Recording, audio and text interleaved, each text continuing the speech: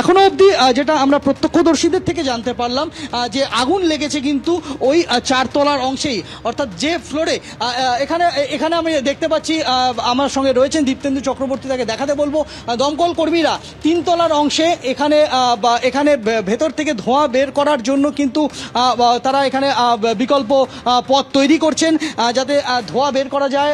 এখানে যেহেতু শপিং মলের ভেন্টিলেশন ব্যবস্থাটা পুরোপুরি বিদ্যুৎ নির্ভর, তাই বিদ্যুৎ বন্ধ হওয়ার সঙ্গে সঙ্গে কিন্তু তার যে নিজস্ব ভেন্টিলেটরের ব্যবস্থা, ভেন্টিলেশন সিস্টেম, সেটা কিন্তু বন্ধ হয়ে গেছে, ফলে তাকে কাজে লাগানো যাচ্ছে না। সেখানে দমকলকে বিকল্প ব্যবস্থা করতে হচ্ছে, সেই ব্যবস্থাতেই দমকল কর্মীরা ব্যস্ত রয়েছেন এই মুহূর্তে।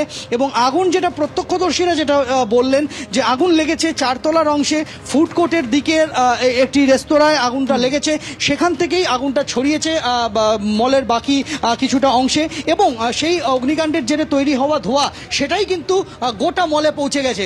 আমরা এখানে দেখতে পাচ্ছি যে এখানে ভেতর থেকে ধোঁয়া বের করার জন্য এখানে বিশেষ নলের বন্দোবস্ত করা হয়েছে, যার সাহায্যে ভেতর থেকে ধোঁয়া বাইরে বের করে নিয়ে আসা হচ্ছে। দমকল কর্মীরা এই ব্যবস্থাটা চালু করলেন, এই মুহূর্তে আমরা দেখতে পাচ্ছি সেই বন্দোবস্ত তারা করে ফেলেছেন এবং সেইভাবে কিছুটা ধোঁয়া তারা বের করার চেষ্টা করছেন। ধোঁয়া বের করাটাই মূল চ্যালেঞ্জ, কেননা পুরো কংক্রিটের নিরেট দেওয়াল আর কোথাও কাঁচের পাঁচিল, ফলে তা ভেদ করে ধোঁয়া বাইরে আসতে পারছে না।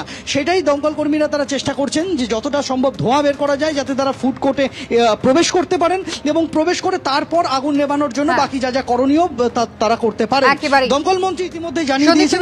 সঙ্গে দেখো, দমকল মন্ত্রী সুজিত বসুর বক্তব্য আমরা শুনলাম। গোটা ঘটনা তদন্ত করে দেখা হবে। আমি শিবাশিসের কাছে চলে যাবো। শিবাশিস, এই আগুনের ঘটনা এত বাড়লো কেন? তার প্রথম কারণ কি একটাই, যে প্রথমত বহুতল একটি মল এবং একেবারে বদ্ধ জায়গা, কাঁচ দিয়ে ঢাকা, এবং সেন্ট্রাল এসি কি সমস্যাটা মূলত বাড়ালো?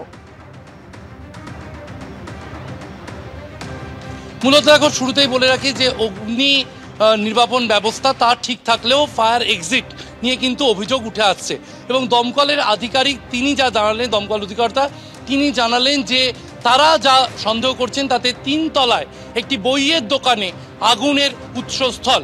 এবার বইয়ের দোকানে সেখানে সাধারণত কিচেন থাকা উচিত নয়, ফলে মনে করা হচ্ছে সেখানে হয়তো এসির কারণে, এসির শর্ট সার্কিট থেকে হয়তো আগুনের উৎস, এমনটাই মনে করা হচ্ছে। দমকলের তরফ থেকে জানানো হয়েছে বইয়ের দোকানে আগুন লেগেছিল, আগুনের উৎসস্থল 3 তলায় একটি বইয়ের দোকান। কি সমস্যা হচ্ছিল? কারণ সিঁড়ি দিয়ে তারা ওঠার চেষ্টা করছিলেন, এবং সিঁড়ি দিয়ে যখন তারা ওঠার চেষ্টা করছেন, ভিতরে যে কালো ধোঁয়া, সেই কালো ধোঁয়া বেরোচ্ছিল না, এবং সে কারণে কিন্তু যারা উপর থেকে নামছিলেন এবং যারা দমকল কর্মীরা উঠছিলেন তাদের অসুবিধার মুখে পড়তে হচ্ছিল। এবং তারপরে কিন্তু এই ল্যাডার এনে একেবারে 4 তলা এবং 3 তলায় কাঁচ ভেঙে দেওয়া হলো, বিশেষ পাইপের ব্যবস্থা করা হয়েছে যাতে ধোঁয়া বেরিয়ে আসে। এবং দমকল কর্মীরা, আমরা এখনও যা দেখতে পাচ্ছি, 3 তলায় এখনও দমকল কর্মীরা তারা কিন্তু তাদের কাজ চালিয়ে যাচ্ছেন। 4র্থ তলার প্যারালালি, সমান্তরালভাবে এই যে sky ladder, hydraulic sky ladder তা রাখা হয়েছে, তাতে কিন্তু দমকল কর্মীরা রয়েছেন। এবং প্রথমেই যেটা স্বস্তির কথা জানাবো, দমকলের তরফে জানানো হয়েছে আগুন নিয়ন্ত্রণে, তারা উৎস খুঁজে পেয়েছেন, আগুন নিয়ন্ত্রণে। এতে কিন্তু কিছুটা স্বস্তির সংবাদ দিলেও দমকল মন্ত্রী ইতিমধ্যেই এসে গিয়েছেন। আরও কিছুটা সময় লাগবে, ঘণ্টাখানেক আরও লাগবে পরিস্থিতি পুরো স্বাভাবিক জায়গায় নিয়ে যেতে, আরও কয়েক ঘন্টা সময় লাগতে পারে। কাঁচ ভাঙার কাজ এখনও চলছে, ধোঁয়া বের করা হবে, তারপর দমকল কর্মীরা তারা কুলিং প্রসেস চালাবেন। অর্থাৎ আগুন ভিতরে নেমে গেলেও ভিতরে আমরা জানি যে যেহেতু বিভিন্ন মেটালের দোকানের বিভিন্ন অংশ রয়েছে, যা কার্যত মেটালের, একেবারে স্টিলের জায়গা রয়েছে, যাতে আগুন লাগার পর সেগুলো কুলিংয়ের দরকার, এবং সেই কুলিং প্রসেস স্টার্ট করা হয়েছে।